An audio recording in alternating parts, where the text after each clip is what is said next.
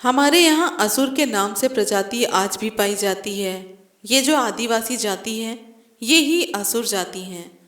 असुर वो हैं जिनके पास पीने के लिए सुरा नहीं होती, वो असुर कहलाते हैं। इसी तरह से राक्षस होते हैं, और राक्षस का अर्थ होता है रक्षा करने वाला। जो रक्षा करता है उसे ही राक्षस कहा जाता है।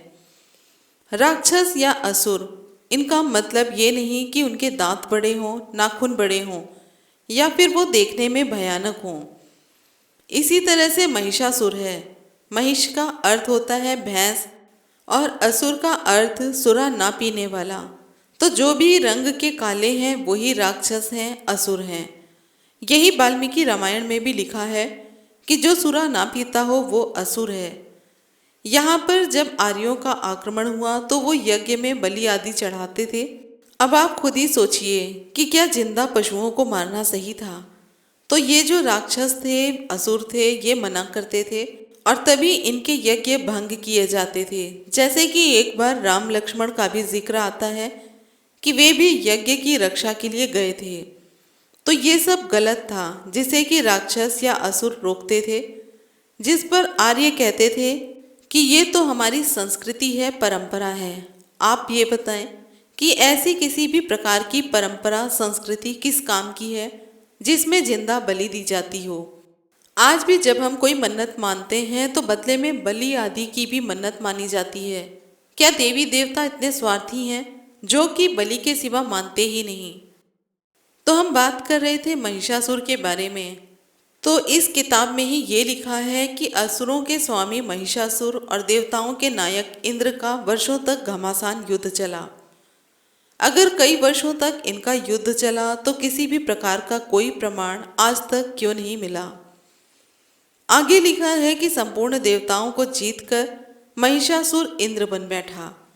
तब पराजित देवता प्रजापति ब्रह्मा को आगे करके उस स्थान पर गए जहाँ शंकर और विष्णु विराजमान थे। देवताओं ने महिषासुर के पराक्रम और अपनी पराजय का सारा वृत्तांत उन दोनों से विस्तार पूर्वक बताया। अब हम यहाँ पर भी कुछ कहना चाहेंगे कि जब कई वर्षों तक युद्ध चला तो क्या विष्णु और शंकर को पता नहीं चला? महिषासुर युद्ध जीतकर इंद्र भी बन बैठा, लेकिन इन दोनों को पता भी नहीं चला। ऐसे कैसे अंतर्यामी थे ये सब? क्या ये दोनों इंद्र की सहायता नहीं कर सकते थे? जबकि महिषासुर ने सूर्य, इंद्र, अग्नि, वायु, चंद्रमा, यम, वरुण और अन्य सभी देवताओं के अधिकार उनसे छीन लिए और स्वयं उन सब का अधिष्ठा बन बैठा। और महिषासुर ने अकेले के दम पर समस्त देवताओं को स्वर्ग से बाहर निकाल फेंका था, और ये सभी देवता अब मनुष्यों की भांति पृथ्वी पर भटक रहे थे। इस प्रकार देवताओं की बातें सुनकर विष्णु और शंकर को गुस्सा आ गया। अत्यंत कोप के कारण चक्रपाणि विष्णु के मुख से एक महान तेज प्रकट हुआ। इसी प्रकार ब्रह्मा, शंकर, इंद्र आदि देवताओं के शरीर से एक भारी तेज निकला। इसके बाद सब तेज मिलकर एक हो गए। महान तेज का वह पुंज जाज्वल्यमान पर्वत सा जान पड़ा। देवताओं ने देखा, वहां उसकी ज्वालाएं संपूर्ण दिशाओं में व्याप्त हो रही थी। अब यहाँ देखिए, यहाँ पर भी एक जादू होता है, और ये टेक्नोलॉजी आज पता नहीं कहाँ विलुप्त हो गई है। बल्कि ये होना था कि इस टेक्नोलॉजी को और भी आगे जाना था, पर ये गायब हो गई। खैर, आगे बढ़ते हैं। सबके तेज एकत्र हो जाने पर वह तेज एक नारी के रूप में बदल गया और अपने प्रकाश से तीनों लोकों में व्याप्त जान पड़ा। अब आप यहाँ देखेंगे कि सबके तेज मिलकर एक नारी बनी थी, पर अब उसी के तेज का बंटवारा करके राइटर ने उसके शरीर के अंग भी बना दिए। जो शंकर का तेज था उससे उस नारी का मुख प्रकट हुआ। यमराज के तेज से उसके सिर में बाल निकल आए, और विष्णु के तेज से उसकी भुजाएं उत्पन्न हो गई। चंद्रमा के तेज से दोनों स्तनों का निर्माण हुआ, और इंद्र के तेज से मध्य भाग यानी कि कमर, कटि प्रदेश का प्रादुर्भाव हुआ। वरुण के तेज से जंघा और पिंडली, और पृथ्वी के तेज से नितंब भाग प्रकट हुआ। ब्रह्मा के तेज से दोनों चरण, और सूर्य के तेज से उंगलियां बनी। कुबेर के तेज से नासिका प्रकट हुई। वसुओं के तेज से हाथों की उंगलियां। प्रजापति के तेज से दांत और अग्नि के तेज से तीनों नेत्र प्रकट हुए। इसी प्रकार अन्य देवों के तेज से भी उस नारी के अंग बने। देवी अपनी 1000 भुजाओं के संपूर्ण दिशाओं को आच्छादित करके खड़ी थी। इसके बाद इस देवी के साथ दैत्यों का युद्ध छिड़ गया। अनेकों प्रकार के अस्त्र शस्त्र के प्रहार से संपूर्ण दिशाएं गूंज उठी। चिक्षुर नाम का महान असुर महिषासुर का सेनानायक था। वह देवी के साथ युद्ध करने लगा। अन्य दैत्यों की चातुरंगिणी सेना को साथ लेकर चामर भी लड़ने लगे। यहाँ पर एक बात कहना चाहेंगे कि ये जो चामर शब्द आया है कि चामर भी लड़ने लगे, शायद ये चमार ही हों जिन्हें कि चामर कहा गया है। आगे लिखा है 60,000 रथियों के साथ आकर उदग्र नाम के महादैत्य ने लोहा लिया। 1 करोड़ रथियों को साथ लेकर महाहनु नामक दैत्य युद्ध करने लगा, जिसके रोए तलवार के समान तीखे थे। वह अस्लोमा नामक महादैत्य 5 करोड़ रथी सैनिकों सहित युद्ध में आ डटा। 60 लाख रथियों से घिरा हुआ बाशकल नाम का दैत्य भी उस युद्ध भूमि में लड़ने लगा।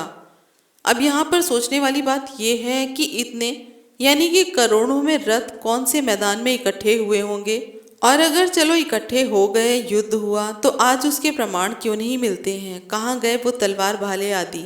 कुछ तो प्रमाण मिले कि इस जगह युद्ध हुआ।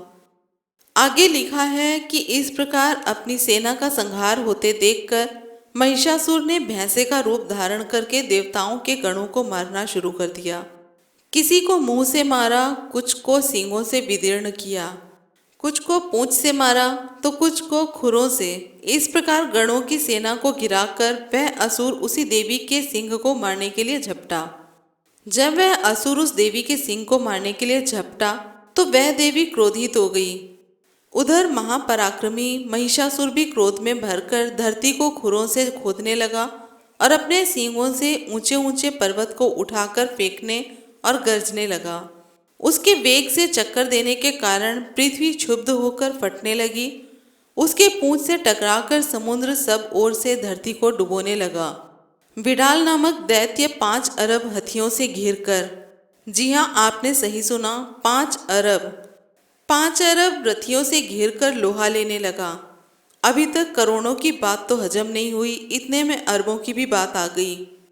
इनके अतिरिक्त और भी हजारों महादैत्य रथ, हाथी, घोड़ों की सेना के साथ देवी के साथ युद्ध करने लगे। अब आप सभी दर्शकों के लिए सवाल है कि आप थोड़ा सर्च करिए कि भारत में हाथी तो थे, पर ये घोड़े कब आए। चलिए आगे बढ़ते हैं। तब क्रोध में भरी हुई जगन्न माता चंडिका बार बार उत्तम मधु का पान करने लगी और लाल आंखें करके हंसने लगी। यहाँ पर दिया है मधु का पान, तो अर्थ आप ही बताइए कि किस पेय पदार्थ को पीकर आंखें लाल हो जाती हैं। आगे लिखा है बोलते समय उनका मुख मधु के मद से लाल हो रहा था और वाणी भी लड़खड़ा रही थी। देवी ने कहा, ओ मूढ़ यानी कि मूर्ख, ओ मूर्ख, जब तक मैं मधु पीती हूँ तब तक तू क्षण भर के लिए खूब गरज ले। मेरे हाथ से यहीं तेरी मृत्यु हो जाएगी और शीघ्र ही देवतागण भी गर्जना करेंगे। यहाँ पर यह समझ में नहीं आ रहा कि सारे देवता शांत बैठे हैं और ये देवी मदिरा पीते पीते महिषासुर को चेतावनी दे रही है। अब कुछ एक भक्त को यहाँ मदिरा शब्द से आपत्ति भी हो सकती है, लेकिन आप ही बताएं कि क्या शहद पीकर किसी की आंखें लाल होती हैं या फिर शहद पीकर वाणी लड़खड़ाने लग जाती है। इस देवी ने महिषासुर को गदा मारी, जिससे वह घायल हो गया और गिर गया, लेकिन तभी वह उस वेदना को भूलकर उठकर खड़ा हो गया और गुस्से में आकर देवी की सवारी सिंह पर प्रहार कर दिया। अब सिंह भी कहाँ कम था, उसने नाखूनों से महिषासुर पर प्रहार करके उसे नोचना शुरू कर दिया। लेकिन जैसे कि कहावत है कि शेर को सवा शेर मिल ही जाता है, उसी प्रकार महिषासुर ने भी सिंह का रूप धारण कर लिया। इस पर देवी ने क्रोधित होकर सर्प बाणों की वर्षा शुरू कर दी। अब महिषासुर ने सिंह का रूप त्याग कर एक विशाल हाथी का रूप ले लिया और एक विशाल पर्वत उखाड़कर देवी की ओर फेंक दिया।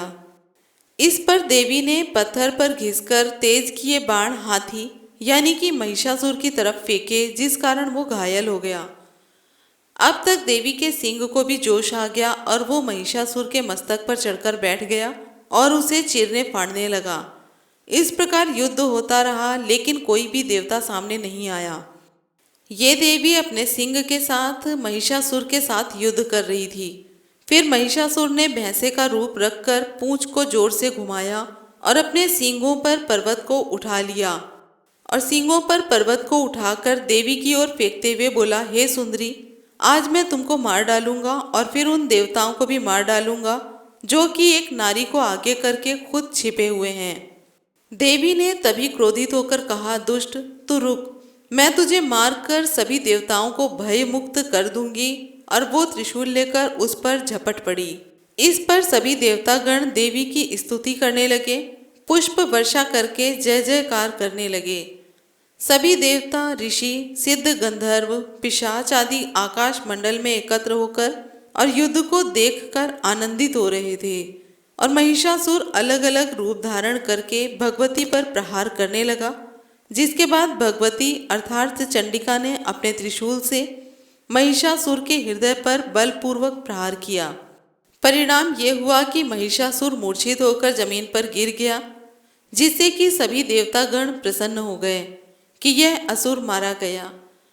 पर उनकी ये खुशी ज्यादा समय तक की नहीं थी।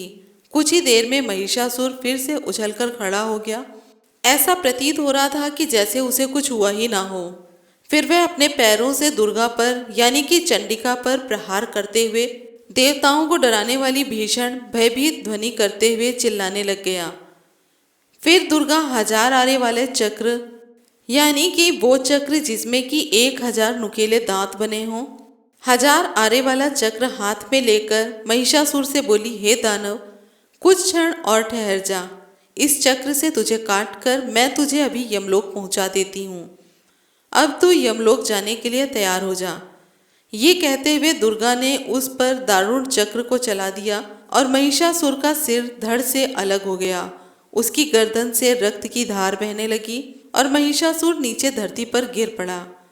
इस प्रकार उसे धरती पर गिरता हुआ देखकर सभी देवता जय जयकार करते हुए विजय घोष करने लगे।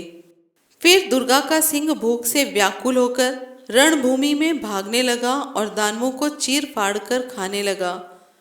अब आप ये देखिए कि उस सिंह को भी महिषासुर को मारने की चिंता थी, क्योंकि इसी चिंता के कारण उसे अब तक भूख भी नहीं लगी थी। लेकिन महिषासुर के मरते ही उसे भूख भी लग गई।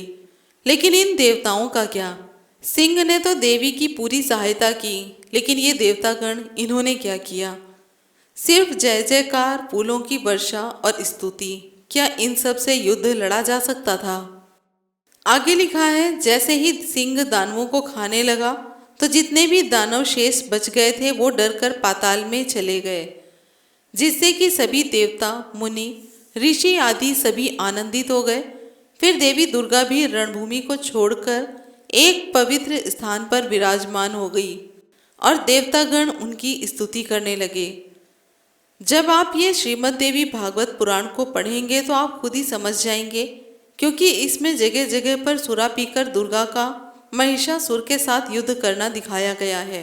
अगर आपको ये लग रहा है कि ये सब गलत है, तो क्यों आज भी लोग इसे पढ़कर खुश हो रहे हैं और क्यों खुद को भाग्यशाली समझकर ये 9 दुर्गा व्रत करते हैं?